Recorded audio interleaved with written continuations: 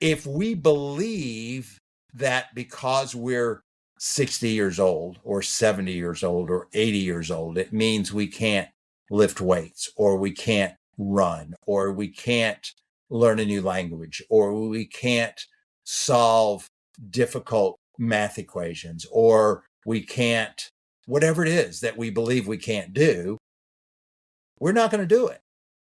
You will never consistently perform in opposition to your beliefs.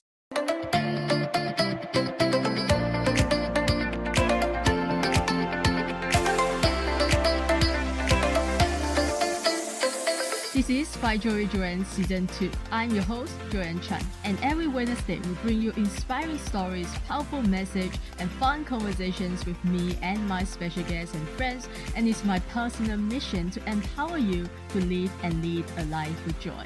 This podcast is for you if you're looking for more joy, courage, passion, and purpose in your life. Now let's dive into today's episode and get ready to laugh, learn, and live your life to the fullest.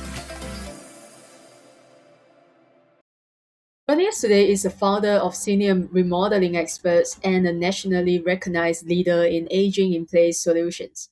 After losing his wife to lung cancer in 2022, he realized how short life is and how vital it is to live with purpose. His work reveals society's negative stereotypes around aging and inspiring his mission to change the face of aging. He combines professional expertise with personal experience to help people embrace vitality and joy. And he's here today to empower you to step fully into lives marked by purpose, vitality, and meaning. So, ladies and gentlemen, help me in welcoming the voice of the movement, Start Aging Out Loud today, Chris Moore. Welcome to the show, Chris. Thank you, Joy. Thank you for having me. It's a pleasure. It's my pleasure to have you on the show. And this is the first question that I'm going to ask. So how old are you today? And how do you feel about reviewing your age? So I'm 63 and I feel like I'm just getting started in life. I have taken 63 years to learn a little bit about what it means to be alive and to live in this world and to fulfill the destiny and the assignment that I feel like is my part to play in this world. And it's not aging, it's how we perceive aging. From the moment we are born, every second that goes by, we're a second older. And the only time that stops is when we die. We're getting older every second of our life. And that's the way life works. That's the way time works. And nobody has a problem. Well, I don't know if nobody has a problem with that, but most people don't have a problem with that. I have a problem. What they have a problem with is their perception of the word age and the word old and the word older, because people associate those words with decline. And there's an unspoken assumption that being older means being less capable. There's a cultural narrative that's woven so deeply in the fabric of our culture that most people don't even recognize it. I didn't recognize it until I started paying attention, until I started researching. And that narrative says that we peak at 40 or 50 years old, depending on, who you're listening to. And that from that time on, it's all downhill. We say that people are over the hill, right?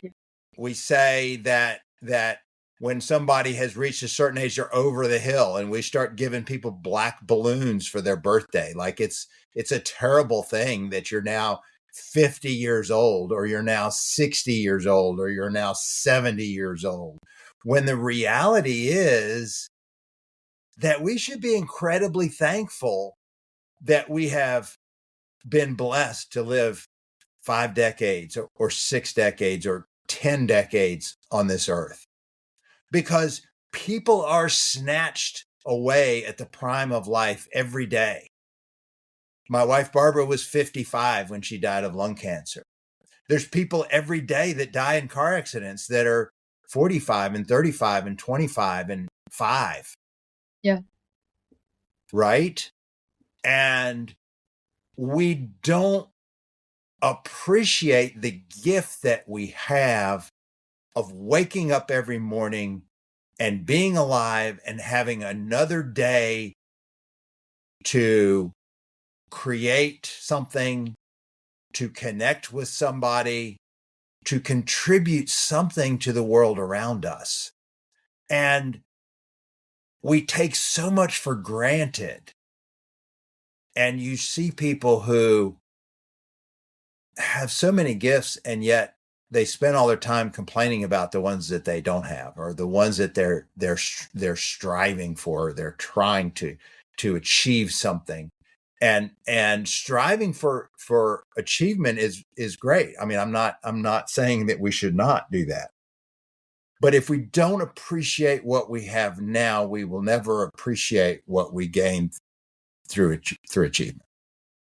Yeah, that's so true. And yeah, I'm sorry about your wife, but I'm sure it was the pivotal moment, and it was life changing for you, right? And was it the reason why you're so passionate about even written a book, authored a book? Like, was it your wife passing that inspired the work that you do today? That was a big part of it. And another big part of it is the work that I do in remodeling homes for people who are there's a disconnect between their home and their abilities. And so people who have trouble with stairs, for example, and they can't climb stairs anymore. And so we look for ways to modify their home environment so that it's more comfortable for them. And over the years doing this work, I've heard over and over and over again where people say, I'm not ready for that yet. I don't want that. I don't want you to change my house. I don't want you to put a grab bar in my bathroom. I don't want you to widen my doors. I don't want you to do any of that. I'm fine.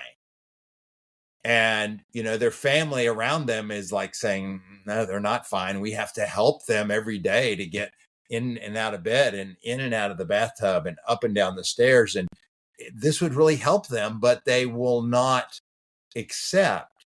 And that was puzzling to me.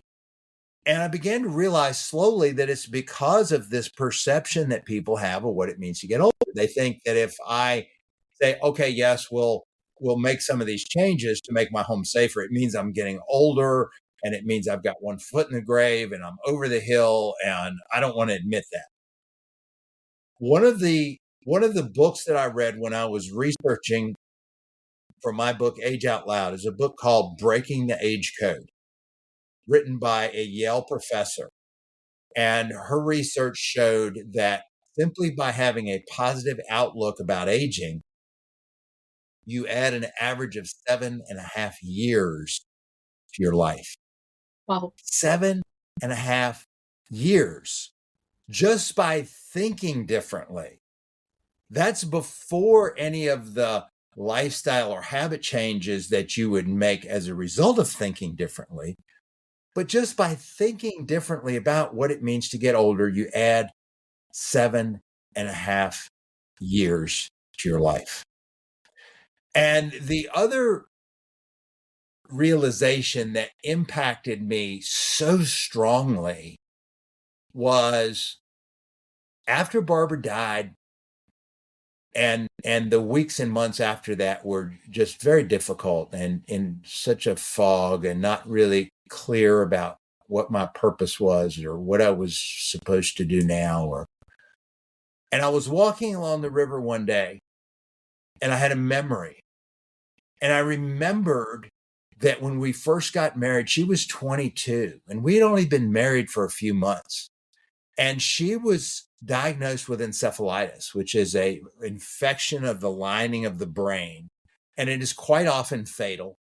And she lost her vision. She lost her ability to speak. She had seizures. And it was not at all clear that she was going to survive. And it occurred to me that if someone had come and told me at that time, she's not going to die at 22 years old, she's going to live for 33 more years and bear you 3 more children, I would have been ecstatic. And so I realized that I had a decision to make. I could decide to be broken and distraught and never recover from the fact that she died at 55. Or I could be incredibly grateful that she didn't die at 22 and for the 33 years that we had together. And that choice is one that we all have. No matter what cards life deals you, no matter how difficult your circumstances, we all have a choice about how we're going to respond to that event, to that tragedy, to that difficult time in our life. And how that tragedy shapes us and how it affects us and how it forms the rest of our life is far more dependent on our response than on the event itself. Because no matter how good or bad something is in your life, you can always find a positive aspect for it, and you can always find a negative aspect for it. And you get to choose which one of those you're going to focus on. And that focus will absolutely change how it affects you.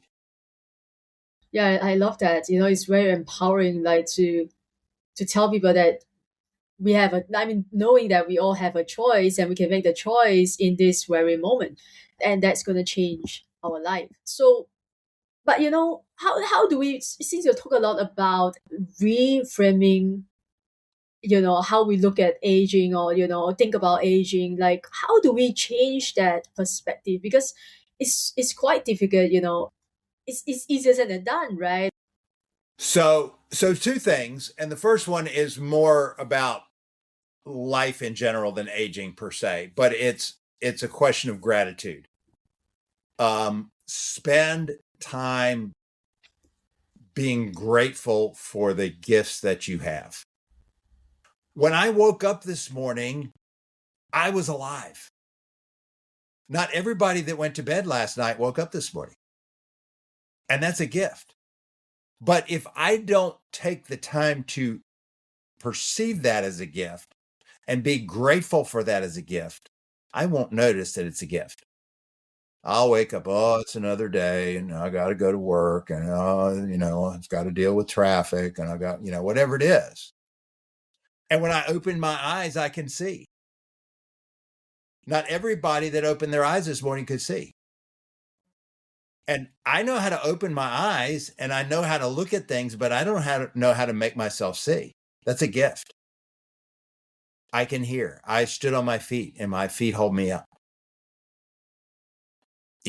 So many things. I have a roof over my head. I have a family that loves me. I have food to eat. I have water to drink. I'm not in a war-torn neighborhood. I'm not in a land that's ravaged by pestilence. I'm not in a land that's ravaged by famine. I can look around the world and see millions and millions of people who are in desperate circumstances that I'm not in. And I'm very thankful for that. And, my heart goes out to those people who are in those circumstances. But they have something to be grateful for too. I don't care how awful your circumstances are, there's something to be grateful for.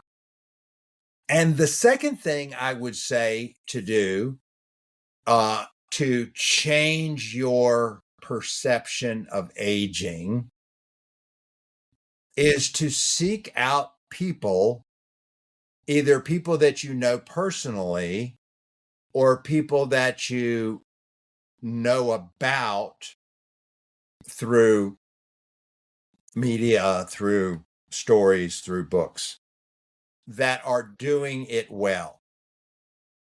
There are multiple stories in my book of people who have defied this narrative that you have to get weaker and sicker. There are people all around the world that are living full and purposeful and fulfilling lives at very advanced ages. There are 5 areas in the world called blue zones where people routinely live to be 100 years old and are fit and able-bodied and sharp in their minds on a regular basis. And these are places that you can research, you can find out about these places, and you can find individuals in every community. In my book, I have an interview with a man by the name of Dale Sanders, who goes by the trail name of Graybeard, and he's 90 years old, and he is through hiking the Appalachian Trail, which is a 2,200-mile footpath through the Appalachian Mountains. And he is doing that to set the world record for the oldest person to do so. He did it at 82, and then someone else came along at 84 and took his record away, so he's getting it back. We have stories about people like Grandma Moses, who started painting at 78 years old, and she painted every day until she was 101. There are dozens of stories if you look for them, and you will find people who show it can be done. It's kind of like the 4-minute mile. Yep. Back in the 50s, all of the experts knew that it was impossible for a human being to run a mile in less than 4 minutes. And there were scientific journals about it, and there were all kinds of published content from people who studied human physiology and the ability of human beings to physically accomplish different tasks. And they all said that it was impossible to run a mile in less than 4 minutes. But Roger Bannister must have not read those articles, because Roger Bannister proved them all wrong. And he ran a mile in 3 minutes and 59 seconds and some hundredths of a second, just under 4 minutes. And do you know how long he held that record? Not long, right? Less than 2 months. Yeah. And within a year, many world-class runners ran it in under 4 minutes. What was the difference? The difference was belief. Roger Bannister proved it could be done. And once he proved that it could be done, other people believed it was possible because they saw him do it. And once they believed it was possible, they were able to do it. As long as they believed it was impossible, their subconscious mind would not allow them to accomplish the feat. If we believe that because we're 60 years old or 70 years old or 80 years old, it means we can't lift weights, or we can't run, or we can't learn a new language, or we can't solve difficult math equations, or we can't, whatever it is that we believe we can't do, we're not going to do it. You will never consistently perform in opposition to your beliefs. So by believing that we have the ability to do whatever it is that we've set our mind to do, maybe it's a physical task, maybe it's running a marathon or an Ironman, or maybe it's, a mental one. Maybe it's learning a new language. Maybe it is a cultural one. Maybe it's traveling in a land that we've always been fascinated by, but we've never been brave enough to go there. I say, whatever that is for you, whatever that dream that you've always wanted to accomplish, whatever that thing that seems impossible, but you think it would be just amazing if you could pull it off, set your sights on it and do it. I saw a quote that said, "We don't stop playing because we get old. We get old because we stop playing." Oh, I love that. We stop having that childlike wonder and that interest and love of life. And we don't have to. No, see, you have shared so many incredible stories of people who are, living their life fully and in the later part of their life. But we all know that on the other side of the spectrum, there's another group of old folks who might give you the excuse like, I missed the chance, look at me, I'm too weak to go anywhere, right? To even travel, and I have all these like illnesses, right? I have all this pain in my knee, my legs, and they will give you all these excuses of why it's too late for them to pursue their passion or do the thing they have been always wanted to do. So what would you tell these people instead? Or what advice would you give them instead?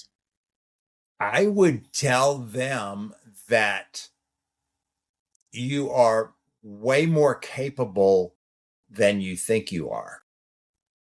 And begin to test those limits. Begin to attempt something that seems impossible. Take a small step. I mean, don't try to go from, never getting off the couch to running a marathon. Set your walking shoes by the door, and then tomorrow put them on. And then the next day, open the door and walk down your driveway. And maybe every day, add a few more steps.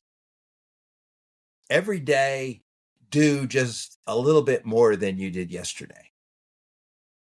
And believe in yourself. Believe in your ability to enjoy life. And never lose that childlike wonder, that pure joy that a 2-year-old child shows when they see a butterfly for the first time.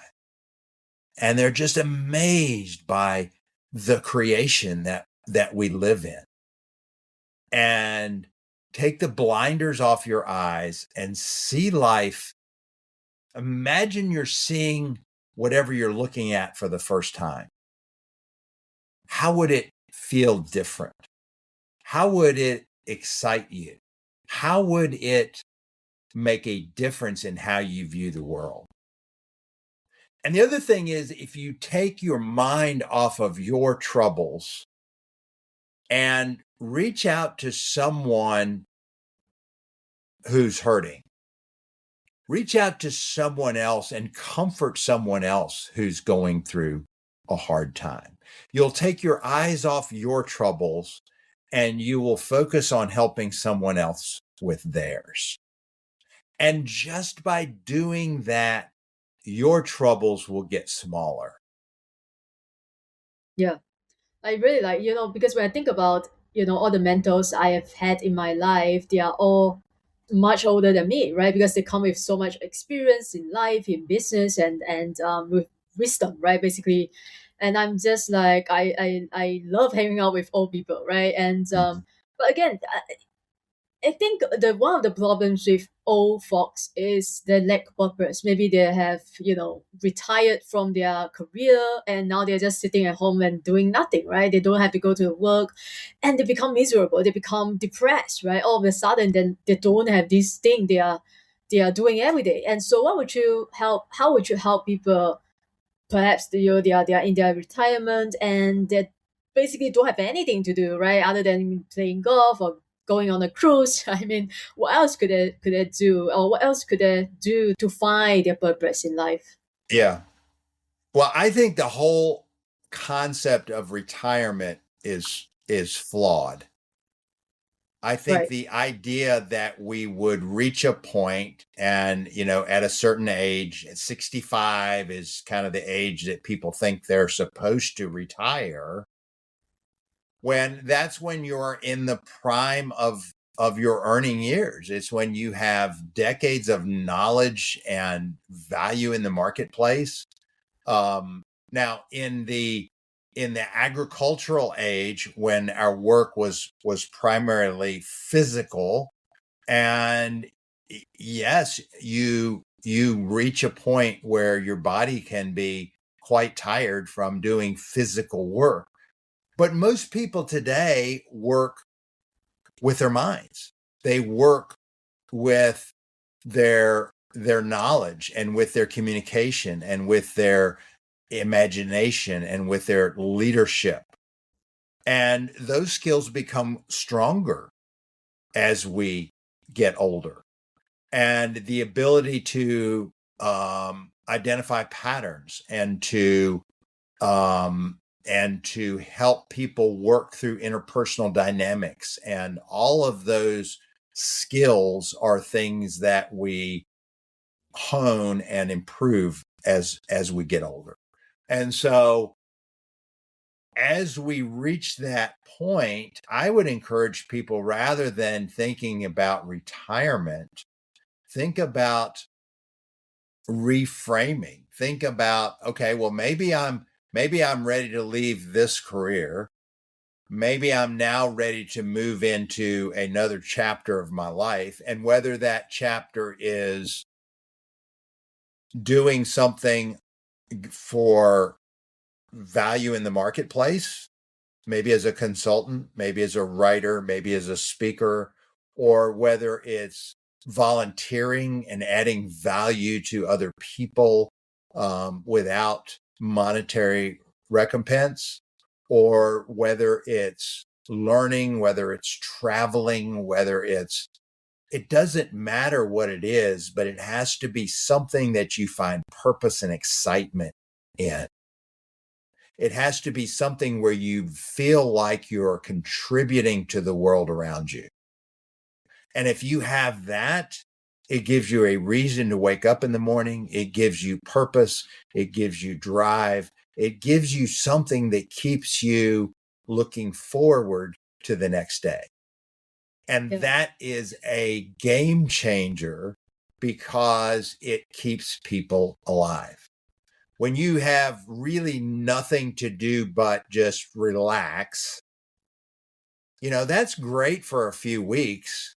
I mean, we all need times to recharge and relax and take a deep breath. But we were created to create things. If we're not contributing and creating and connecting, we don't feel like we have a purpose. Yeah. And without purpose, we're not really living, we're just existing. Wow. So, people 65 years and older have so much to contribute. They have so much wisdom and knowledge. And I think one of the things that we've lost as a society is that appreciation for that wisdom. And so we lose a lot of wisdom and knowledge and understanding if we do not pass those things along to the next generation. And then the next generation has to learn all over again. And it's tragic in so many ways. Yeah. How about reverse aging? Like, do you believe in it, or have you done any research about reverse aging, and what are some of the lifestyle or perhaps diets that you would recommend, to stay vibrant or youthful or just healthy? In my book, in chapter 10, I have the 7 pillars of ageless vitality. And those pillars are mindset. We've talked a good bit about mindset this morning. Nutrition, what foods you eat are very important. That's the fuel that you take into your body is your food. And I am not a nutritionist, but I would say the more natural foods you can eat, unprocessed foods, as close to the way they come out of the ground as possible, to avoid chemicals and avoid additives, and eat natural whole foods. Exercise, movement is extraordinarily important. If we stop moving, if we stop exercising, our bodies stiffen up. And that's a big part of why so many older people are immobile. It's not necessarily because of their age, it's because they've stopped moving. They've stopped stretching and exercising and doing resistance training. And all of those things are vitally important to preserve our muscle mass, to preserve our overall health. The fourth one is sleep. We've got to get our sleep. The sleep is when our bodies renew itself and we get the rest and rejuvenation we need. And a lot of people struggle with sleep as they get older. So really being intentional about that, and some techniques like having a wind down routine at the end of the day, avoiding caffeine, avoiding a lot of heavy meals near the end of the day, or things that can sometimes help sleep. Then number 5, I have relationship with God. I think that we are created by God. And I think that we're created in His image. I believe that for me, having a vibrant relationship with God has helped me throughout my life in so many ways. Number 6 is relationship with others. We're social creatures. We need the company of others. We need deep relationships, whether that be family, whether that be friends, whether that be mentors, people that we can learn from, people that we can impart our wisdom to. That social interaction is vitally important. And number 7 is brain health. We have to keep our minds, our brains active, learning new things, studying subjects that we're not familiar with.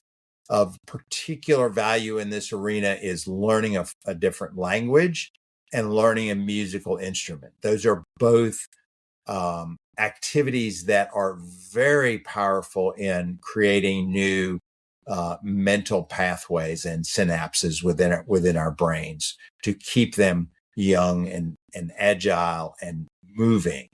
And that's one of the things we talked about retirement. If you stop learning, if you just sit down and just do the same routine every day and nothing unique, nothing interesting, nothing new to put into your brain, it's like any other muscle. It's going to get weaker and weaker and weaker. So those are my, general pillars for lifestyle and habit issues that I think are helpful to people. Everybody's different. You have to find what works for you. You have to find what is most beneficial to you as a person. But to continue to push yourself, to continue to set goals and have new objectives and new challenges throughout your life is vitally important to maintain that edge and that excitement and that appreciation for life. Yeah, I was about to ask you, so at this age, how do you go about planning your life and setting goals, for yourself? Do you set goals based on the 7 or 9 pillars that you just shared? Or you got to learn a new music instrument, you got to learn a new language? How do you go about setting goals now for yourself? I've never been real structured about it, just from my personal, but I have, I walk every day. I walk about 5 miles every day. I do some morning exercises, push-ups and dips and leg lifts and planks. And and stretching. I've been really working on stretching lately. I have one hip that doesn't like to cooperate with me, and so I've been working on stretching that hip and trying to increase my mobility there.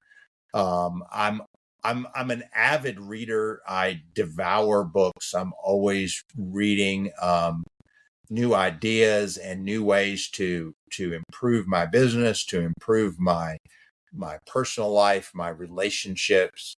Always looking to learn whatever I can learn from everybody I meet. I think that's a key to my success in life, is that I try to learn something from everybody that I encounter, and to take the time to ask questions, to take the time to find out what makes people tick and what has helped them to achieve various results in their life. I think that is something that many people miss out on. They're so focused on what they have to say, they don't take the time to listen and ask questions about what other people have to say.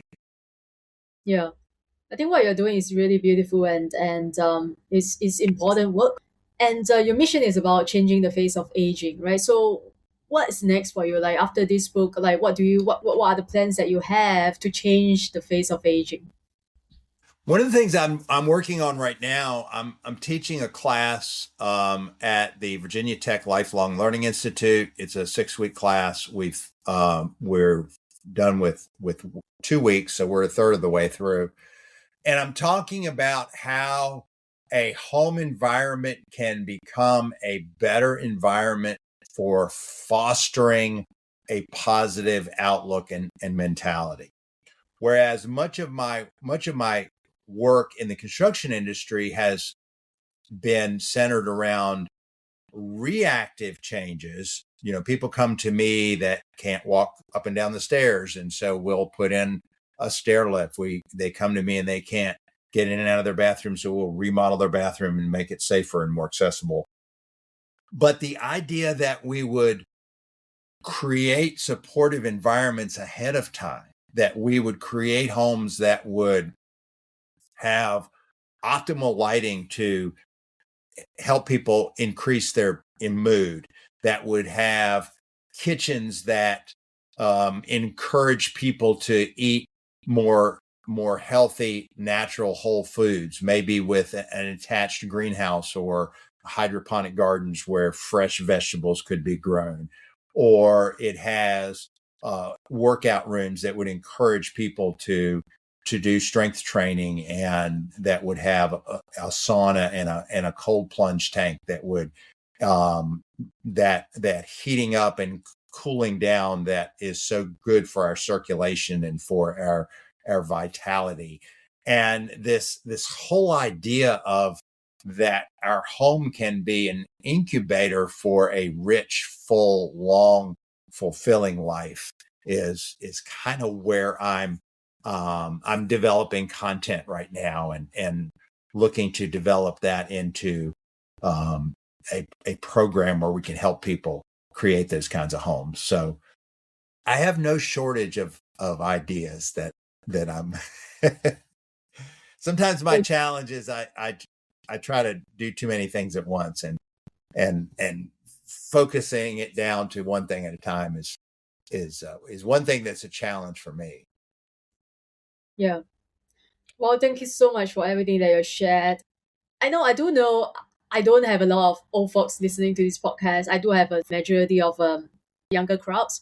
I mean, they're 30s, 40s, and 50s. So, what is one piece of wisdom? You talk a lot to the older folks, right? But how about the younger generation? Like, what is one piece of advice or wisdom you will leave them with, especially for those who are afraid or they have a fear of aging? I would say that the sooner you begin to build these habits and these lifestyles, the greater the impact on your life. I mean, if you can start eating right and exercising and taking care of yourself in your 30s, your chances of living into your 90s in a healthful manner is far more probable than if you start in your 60s. And I would say begin to examine the assumptions you have about what it means to get older. It's been said that ageism is the only ism where we're prejudiced against our future selves. Because if you're 30 and you look at an 80-year-old and you assume, oh, well, they can't do this, they can't do that, they can't do this other thing because they're 80, then by the time you get to be 80, you won't think you're able to do those things either. The baby boomers back in the 60s very famously had a saying, never trust anyone over 30. Baby boomers just started turning 80 years old this year. So I would say as a young person, question your assumptions about what age means. And take the time to seek out older people and forge relationships with them. Find somebody who's much older than you and get to know them. Pick their brains. Learn everything you can from them. Sit at their feet and soak in their wisdom. You might be surprised at what you will learn. I think I might have another idea for you, which is, to build a community of mentors, right? Like yourself, so that we can go and seek help because when I think about all I think in my mind is like old folks home. Like that's where I go if I want to meet an old person, right? But that's totally wrong, right? That's why maybe we are so afraid of age, right? And so yeah, maybe you could create a community of a platform where we can go and I love look. that. Yeah, I think that's gonna be incredible. Yeah, I think you have the network for it. Yeah. I love that idea, Joy. I'm going to write that one down. Yeah, I know you will love A it. community of mentors. That's fabulous. Yeah, let me know how it goes. Yeah. Yeah, but I really appreciate you and your generous time and your sharing. Now, is there anything else perhaps you really want to talk about, but I didn't ask you, I didn't let you? Just if any of this resonates with your listeners, I would say get a copy of my book and read it and think about the concepts in there and begin to look for ways in your life to apply these things, no matter what your age is, because it's not about age. It's about attitude. I love that. Yeah, I think that's a powerful note to end with. And now, guys, yeah, go follow Chris, get a copy of the book. I hope this conversation inspire you, inspire me to rethink what aging can look like. And so my advice is don't wait for another day to start living your life fully. And also remember to like and subscribe to this podcast if you haven't already. Now, I will always leave you the same way as I leave you every other episode. Show up, the world needs you and you need you. Thanks for listening, and I wish you all a joyful and amazing day ahead. Thank you again for tuning into Find Joy Joyan podcast. If you enjoyed today's episode, take a screenshot and share it on your IG story and tag Find Joy Joyan _podcast so I know you are listening. And leave us a positive review on Apple Podcasts if you haven't already done so. And remember to hit the subscribe button whether you are listening on Spotify, iTunes, Amazon Music, or any of your other favorite platforms. If you love what we are doing and want to become one of our sponsors, you can send me a DM to connect. And thanks for being here. I will see you soon in the next episode.